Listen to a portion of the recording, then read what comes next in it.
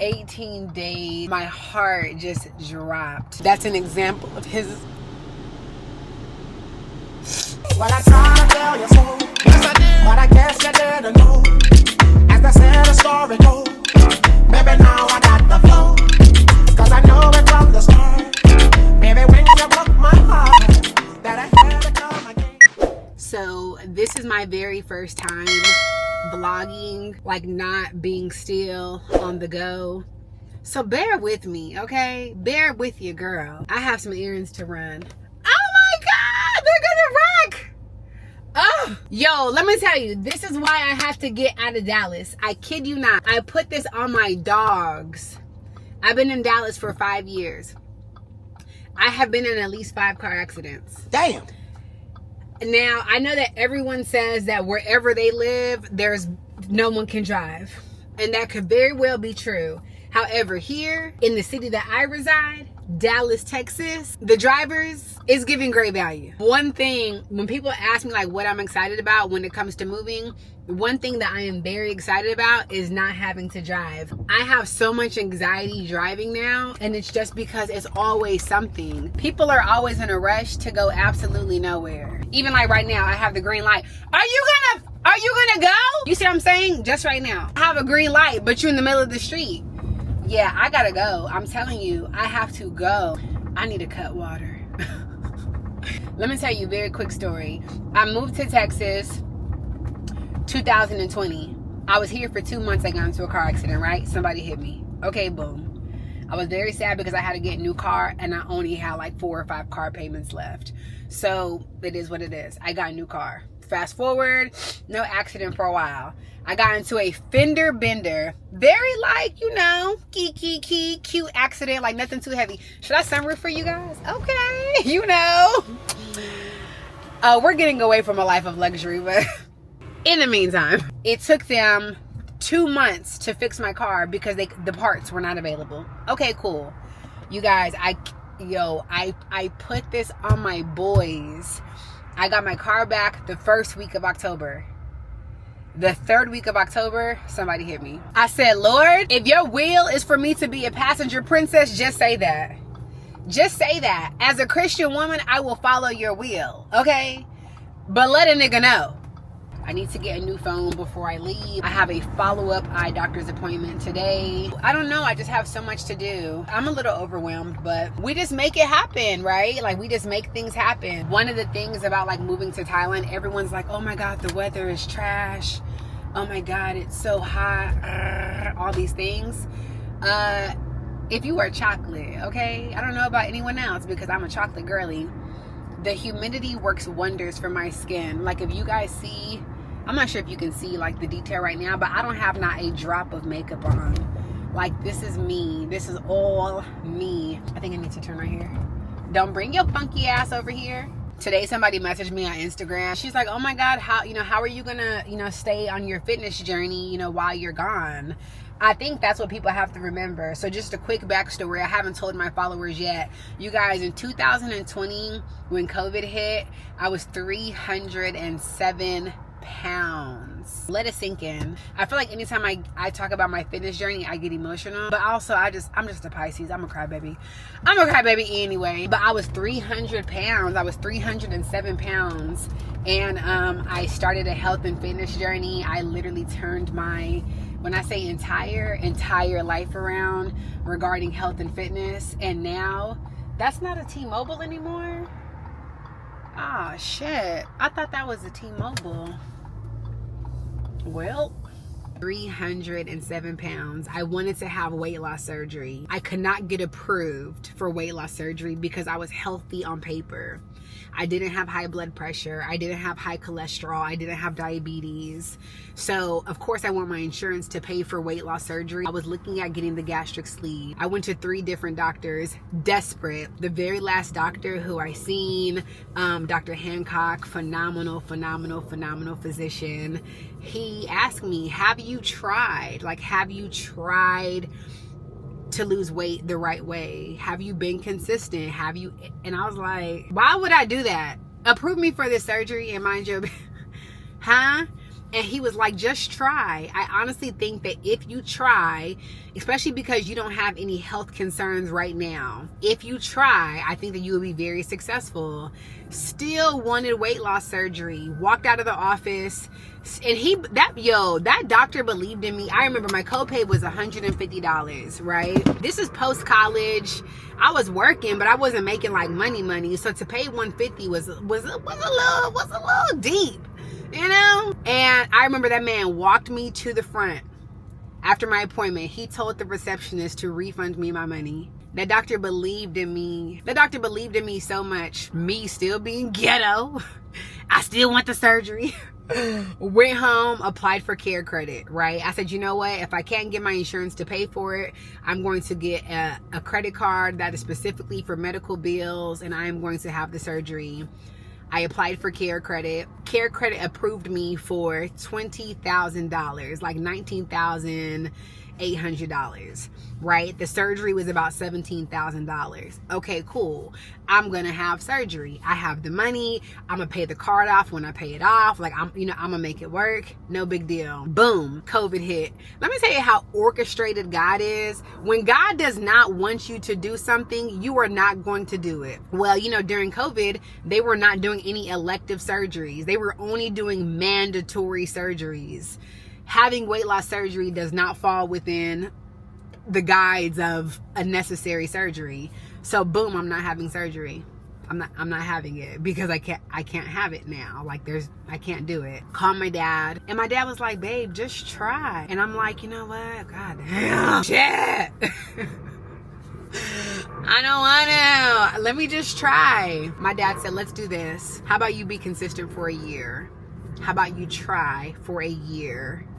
And if you still do not hit your weight loss goal, if you still are not happy with how you look, how you feel, all the things, in 1 year, I will pay for half of your surgery.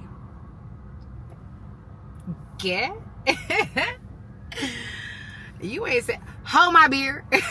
You ain't said nothing but a word, Steve. And I got to work. I found a gym. I told the owner, I said, I want to lose 100 pounds. And she was like, oh, okay. And she said, it's going to be hard. Nearly impossible, right? But let's get to work. And when I tell you, every ounce of what I had, I dedicated to my journey. I did not cheat. I was dedicated. I worked out.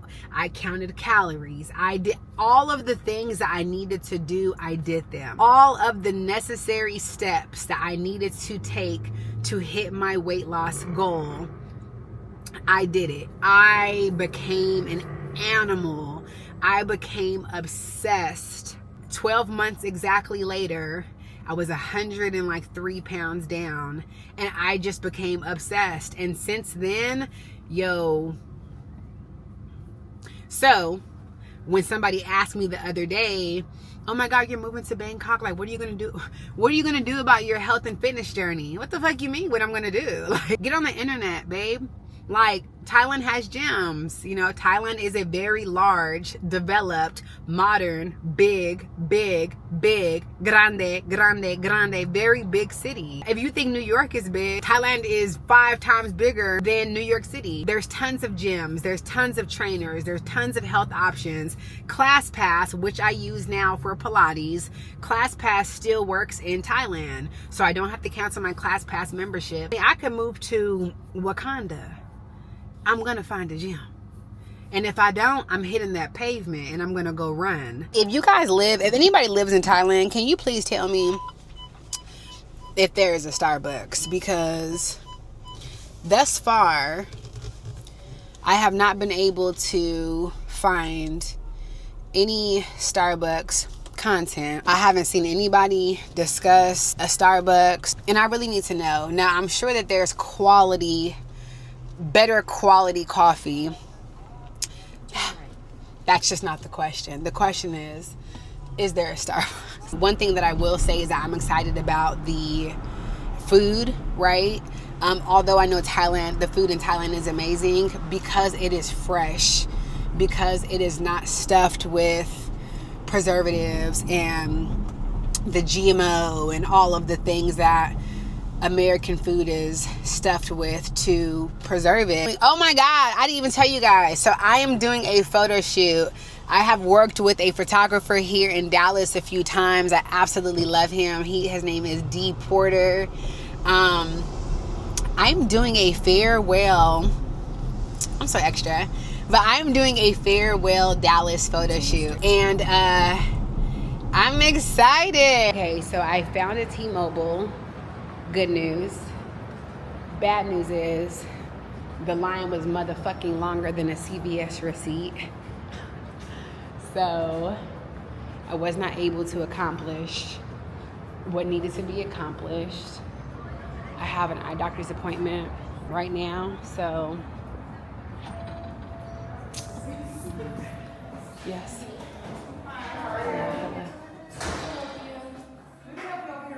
Okay. Yeah, I'm here to check in.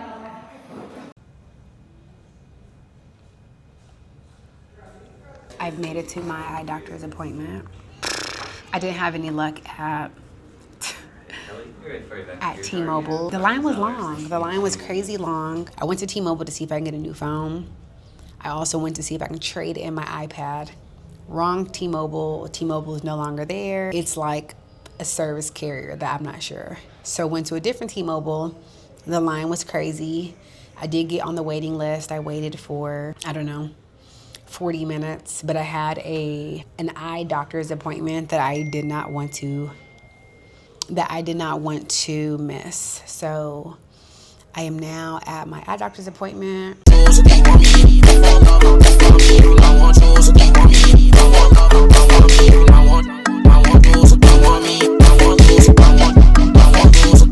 Okay, I am leaving my eye doctor appointment. I've been coming to the same eye doctor since I moved to Dallas. So 4 or 5 years. My eye doctor not only gave me great advice for what I could do when I was there. Child, my head is itching. My doctor not only gave me advice for what I can do while I'm in Thailand, but was like, here, take this, all this extra product, all these samples, things that he ain't never gave me 13 samples. Full size. I might have to tell people I'm moving more often. I'm moving to Africa.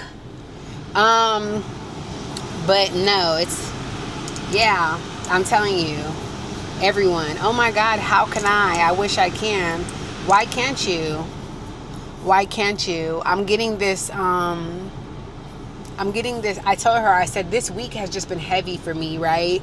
It's been just a very emotional week, heavy week, because I think that not necessarily cold feet. I'm not getting cold feet, but I think that as I get closer and closer to moving, I'm like, yo, you're not moving to Minnesota. You're not moving to Boston or Massachusetts. You're moving to Bangkok, Thailand.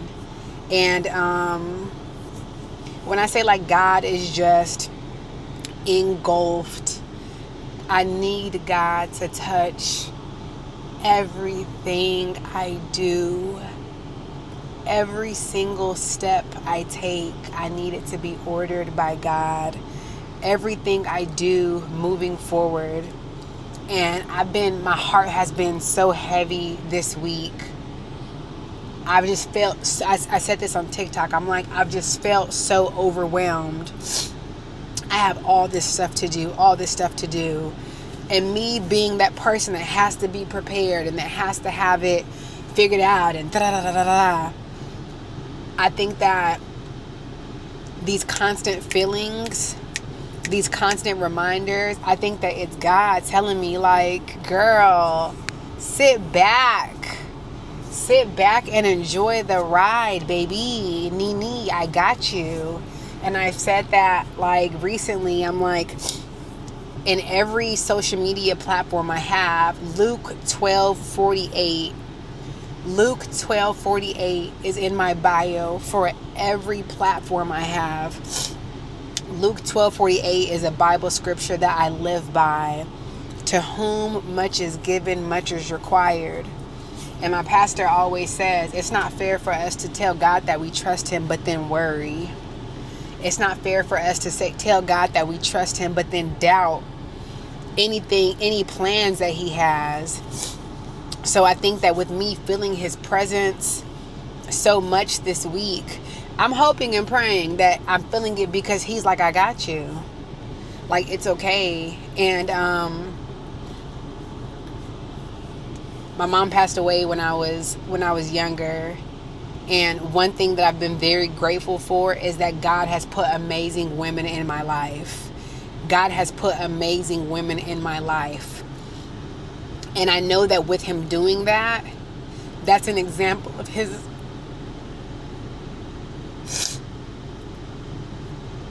It's an example of the love that he has for me. I think that it's an example of God saying, yes, I took your mom's body. Your mom is physically not here with you. But like, I got you. Right? And my mom had cancer. This wasn't a mistake. This is all very orchestrated. Right? And I'm giving you all these women because it takes a village. And I say that to say every person that has reassured me has been a woman. Like the type of reassurance when it comes to this move that I've needed or that I felt, it has been from like a strong older woman. And I think that that alone is just God's way of just showing me, girl, you are good, baby girl. Like, you are good. That's enough on that, because I don't want to be out here crying. My followers are going to be like, let me unsubscribe this little crybaby. Thank you guys for coming with me today. If you have not already, please like, comment, subscribe. I can't wait for you guys to just come on this journey with me. I keep saying, like, we are family, okay? Death Row Records at this point. Locked in. There is no switching up, okay? We are locked in together. You, me, us, together. Thank you for being a part of this gang with me. My fitness journey, you're coming. My journey to Bangkok, you're coming. Journey to peace, prosperity, patience. I think you might like it here. So thank you guys for subscribing. Please like, comment, subscribe. 18 days until we move to Bangkok, Thailand. But until then, we are doing all the things that need to be done. And I am so glad that my family is here with me to do it. Thanks, guys. Have a good day. Ew.